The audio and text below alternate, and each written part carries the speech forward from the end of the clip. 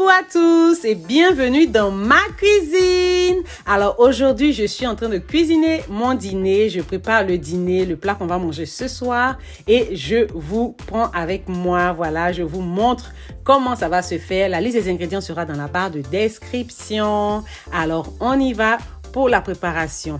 Alors ici, vous pouvez utiliser de la dinde ou du poulet, c'est comme vous voulez. Pour commencer, on va écraser nos légumes. Donc ici, j'ai mes oignons, j'ai de l'ail, j'ai du gingembre et j'ai du persil.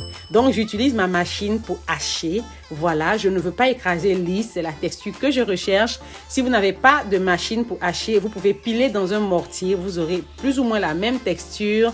Ou vous pouvez écraser dans un blender, dans un moulinex, voilà.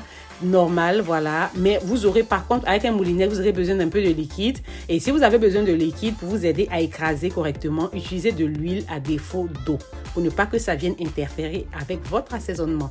Voilà, donc ici j'ai fini, voilà la texture que j'ai obtenue, vous voyez, c'est ce que je recherchais. Je renverse le tout dans ma dinde. Vous pouvez utiliser du poulet à défaut de dinde, ça passe aussi, ou même du poisson, pourquoi pas.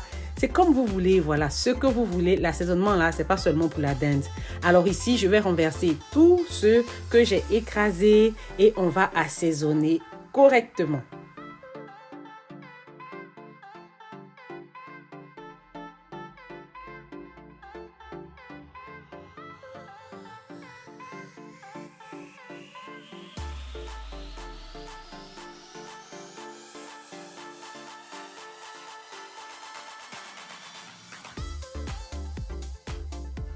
Alors, pour compléter mon assaisonnement, je rajoute des épices. Et ici, j'utilise des épices poulet. Voilà, épices spéciales poulet. Vous pouvez utiliser les épices de votre choix. Je rajoute du poivre noir, je rajoute du sel. Et je vais rajouter mon ingrédient spécial, mon ingrédient roi du jour, le lait évaporé. Donc, le lait concentré non sucré. Le lait qu'on appelle communément le bonnet rouge. En griffe en Côte d'Ivoire. Voilà. Et je rajoute ici la moitié d'un citron vert, mais vous n'êtes pas obligé. Si vous n'avez pas de citron vert, rajoutez du citron jaune, ça passe. Le citron va aider ici à se débarrasser de l'odeur en fait de la dinde en fait qu'on a quand c'est cuit. On veut pas cette odeur là, voilà. J'ai lavé ma dinde avec du citron, mais je rajoute maintenant du citron dans mon assaisonnement pour que ça me donne cet effet là.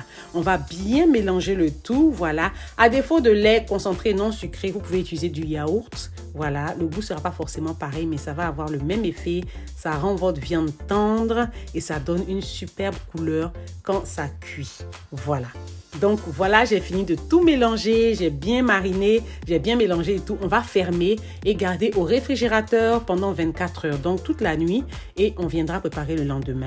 Si vous n'avez pas le temps pour faire ça, vous pouvez laisser mariner au moins 1 heure. Voilà, si vous voulez une bonne viande, un bon goût, au moins 1 heure, sinon toute la nuit.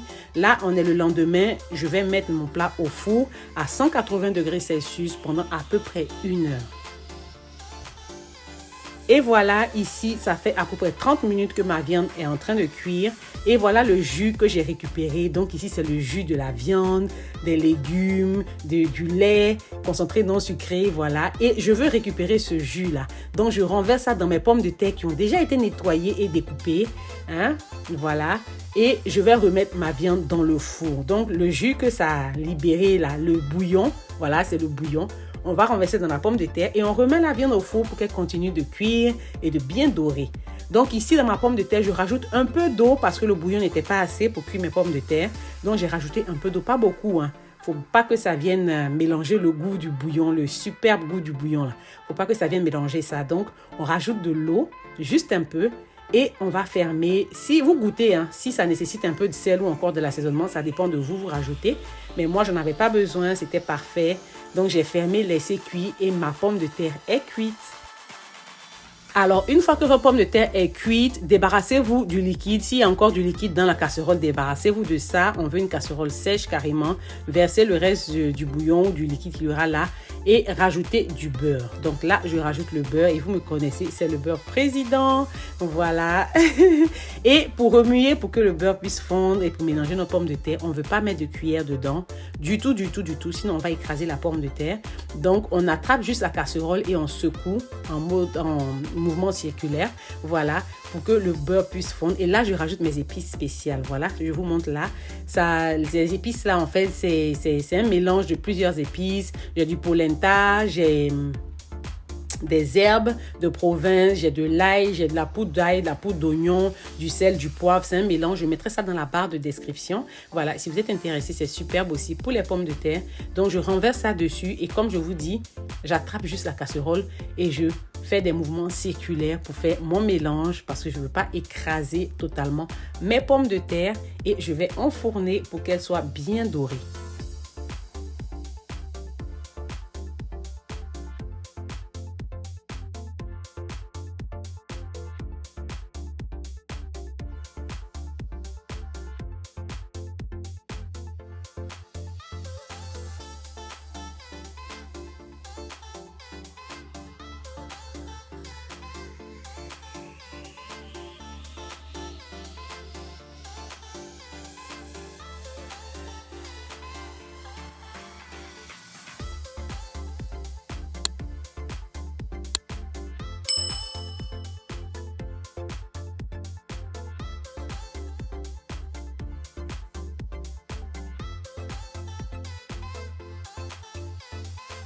Et voilà, ma pomme de terre est prête à aller au four. Donc, je mets dans mon four à 180 degrés Celsius jusqu'à ce que ça soit doré comme je veux. Voilà, donc à vous de contrôler. Plus ça dure dans le four, plus ça sera doré.